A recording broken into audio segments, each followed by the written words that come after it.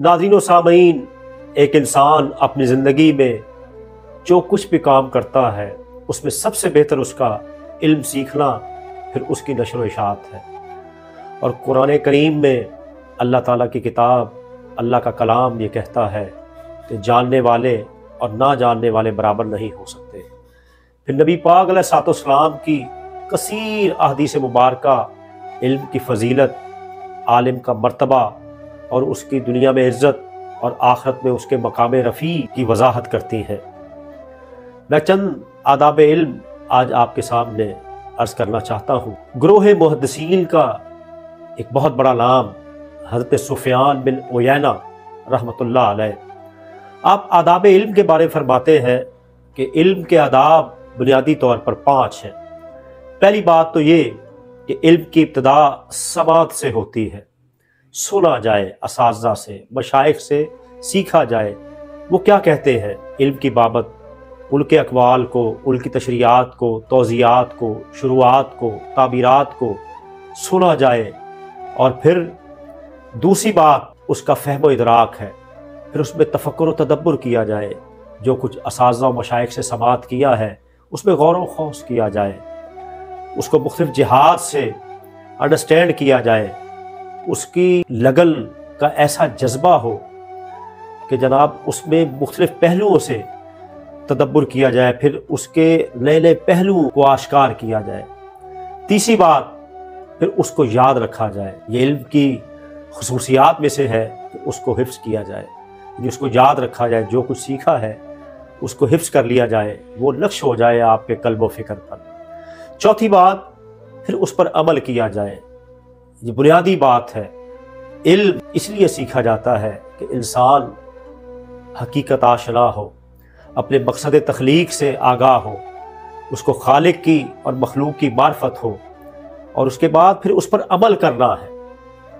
हज़रत शेख सुफ़ियान बिन उयैना फरमाते हैं चौथी बात अमल करना है, और अमल के बगैर इल्म जिस्म में रूह है।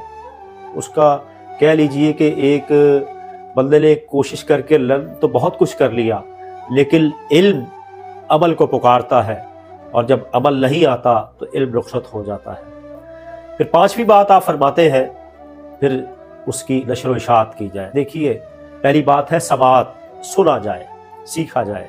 दूसरी बात है उसमें इदराक, फहम पैदा किया जाए, गौर फिक्र किया जाए। तीसरी बात है उसको याद रखा जाए। चौथी बात है कि उस पर अमल किया जाए। पांचवी बात है कि उसकी नशर व इशाअत हो, उसको फैलाया जाए, फरोग दिया जाए। आज देखिए, आज क्या वजह है कि इल्म सीखने वाले और सिखाने वाले क्या इन आदाब को मलहूज़े खातिर रखते हैं? सिर्फ समात के बाद ही उसकी नशर व इशाअत में लग गए, बग़ैर अमल के ही, बग़ैर उसके फ़हम व इदराक के ही उसकी नशर व इशाअत में लग गए।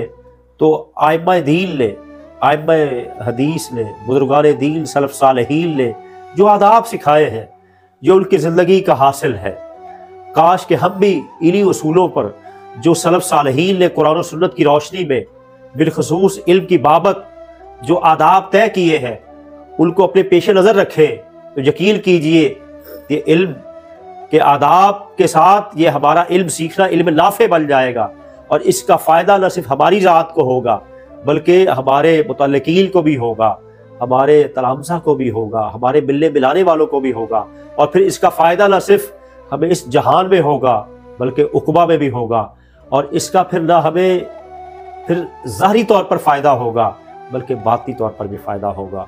तो नाज़रीन व सामईन, जो शय भी हासिल की जाए उसके मकासद के साथ साथ उसके आदाब, उसके जो ज़ाब्ते हैं उसको भी सामने रखा जाए, क्योंकि आपका कोई किसी चीज़ को सीखना बहुत अच्छा होता है, उसके मकासद उससे भी अजीब होते हैं, लेकिन उनका एक तरीक़ाकार आदाब होते हैं, जिसको कह लीजिए कि उसके ज़ाब्ते, उसका असलूब व मनहज होता है कि आपने इसको किस तरीके से इनटेक करना है, उसको हासिल करके और फिर कैसे आगे डिलीवर करना है। यकीनन इसी अंदाज से हम फ़वाइद हासिल कर सकते हैं।